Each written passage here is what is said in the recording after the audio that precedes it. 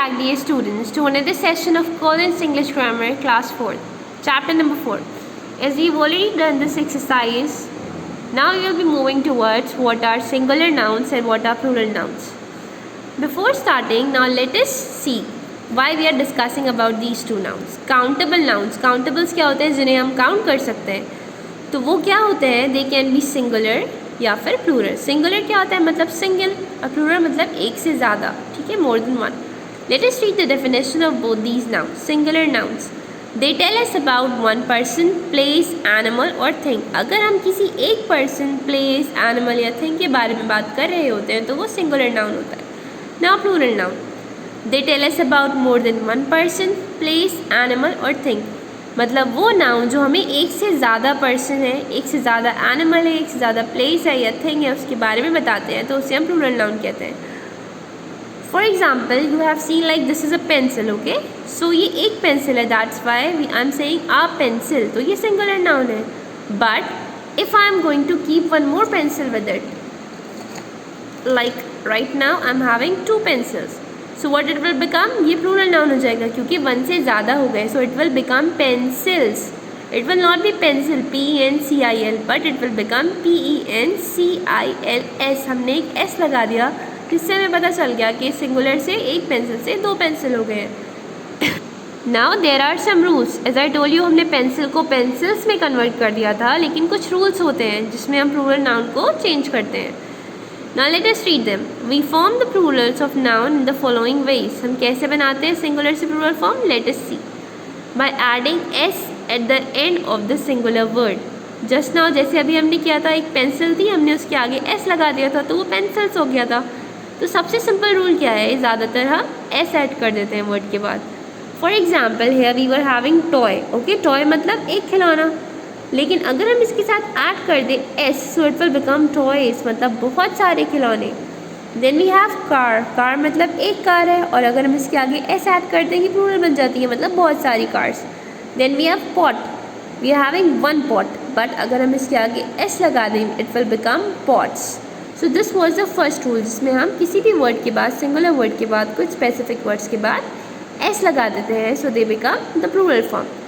But there are some words जिसमें हम ऐसा नहीं कर सकते. Now let us read the next rule. By adding ES to the words ending.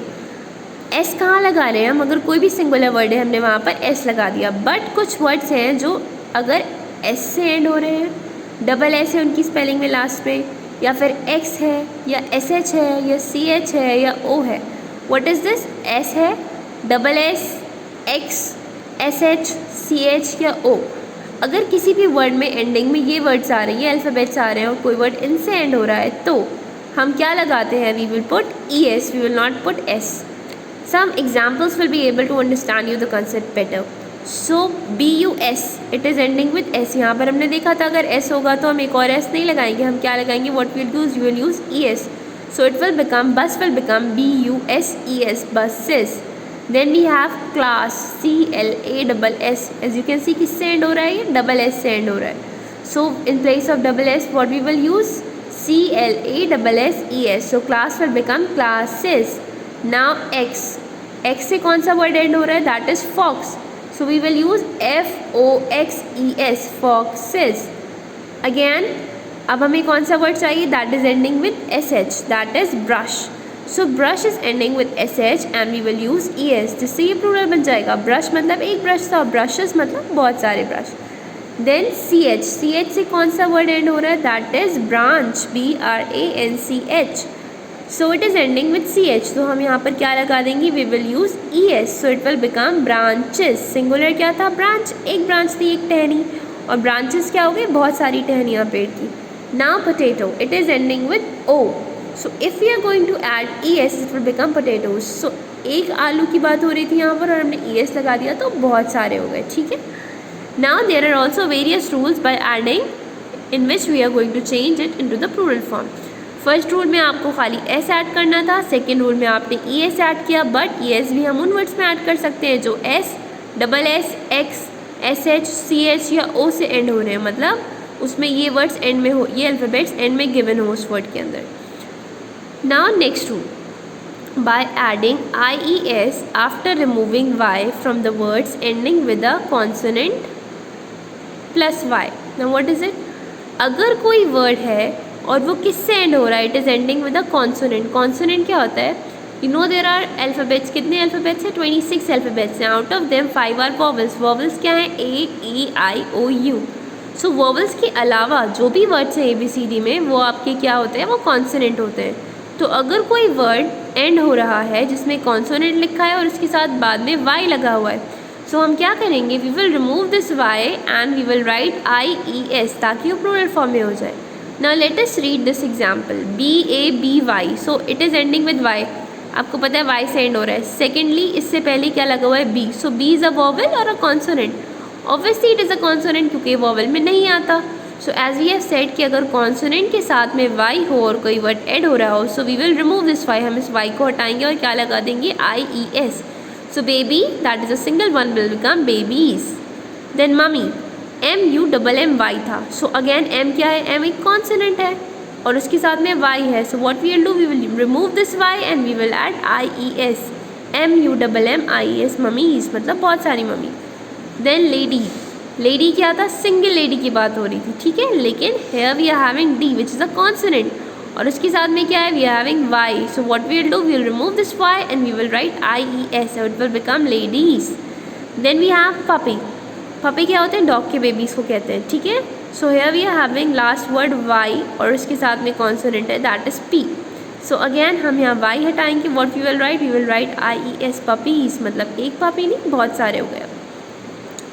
This was the third rule कि अगर कोई कॉन्सोनेंट के साथ कोई वर्ड ऐड हो रहा है कॉन्सोनेंट और वाई के साथ, तो हम उसमें वाई हटाकर IES ऐड कर देते हैं. Then we have one more rule that is by adding VES after removing F और FE from the word ending with F और FE.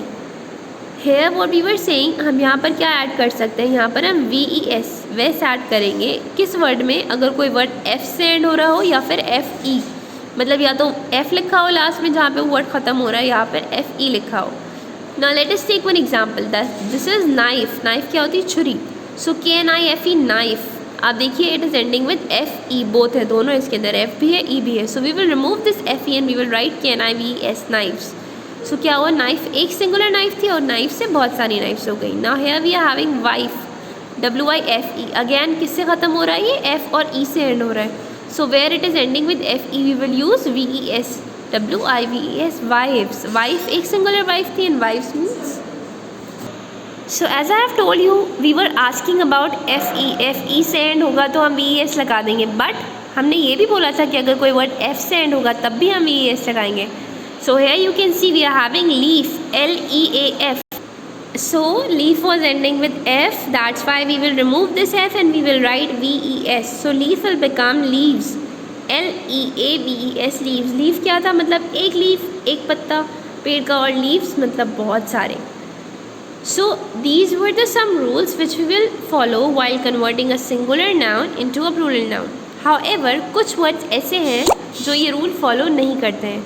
Now let us see what are those. Some nouns do not follow these rules while changing from singular to plural nouns. Such nouns are called irregular nouns. वो nouns जो इन rules को follow नहीं करते, जो भी हमने आपको बताए, उन्हें हम क्या कहते हैं? उन्हें हम irregular noun कहते हैं. Now let us see कि वो irregular noun क्या होते हैं. For example, MAN man. आपको पता है MAN man मतलब एक इंसान, ठीक है, एक आदमी. और अगर आप इसे प्लूरल फॉर्म में कन्वर्ट करना होगा, you will not right MANS, पर आप क्या कर देते हो? इसे MEN मैन कर देते हो. सो अगैन इसने वो रूल फॉलो नहीं किया जो हमने बताया था, तो ये एक इर्रेगुलर नाउन है. Then we have child. Child मतलब एक बच्चा, CHILD. लेकिन अगर आपको बहुत सारे बच्चों के बारे में बात करनी होती है, आप क्या कर देते हो? U turn it into children. So that's why ये भी वो रूल फॉलो नहीं कर रहा है जो अभी हमने बताया था. Then we have ox. जब ऑक्स को आपको चेंज करना होता है, यहाँ पर आप ES या S या ING कुछ भी नहीं लगा रहे. What you are writing? You are simply changing the word OXEN. Oxen. Ox मतलब एक ऑक्स और ऑक्सन मतलब बहुत सारे. ऑक्स मतलब बैल होता है, ठीक है. सो ऑक्सन मतलब बहुत सारे बैल. Then we have mouse. Mouse मतलब एक माउस, ठीक है, एक चूहा. लेकिन अगर हमें बहुत सारे हैं तो हम माउसेस नहीं कहेंगे, हम क्या करेंगे? We will change the spelling and we will write MICE mice. So mice का क्या मतलब हुआ, बहुत सारे चूहे। Then we have goose. Goose क्या है, goose is a kind of animal, ये डक की तरह होता है, ठीक है, वाइट कलर का होता है। सो गूस के बारे में अगर हम बात करते हैं तो गूस GOOSE मतलब एक गूस, ठीक है, it's a white colour duck like animal we can say. लेकिन अगर हमें इसकी बहुत सारे प्लूरल फॉर्म में लेके जाना है, so we will not write GOOSES gooses और समथिंग। इंस्टेड हम इसकी स्पेलिंग चेंज कर देंगे and we will write GEESE geese. So ये क्या थे, these are the irregular nouns because they do not follow the rules. अगर हम इन्हें चेंज कर रहे हैं सिंगुलर से प्लूरल में तो ये वो रूल्स फॉलो नहीं कर रहे हैं which we were taught, which other words were following. So that is why these are the irregular nouns. On the basis of this, we will be doing an exercise that is given on page number 22. So try to learn these rules, revise them again and again so that you'll be able to understand the concept and how we are going to use them in the coming exercises. Till then, take care of yourself. We will meet again in the next session.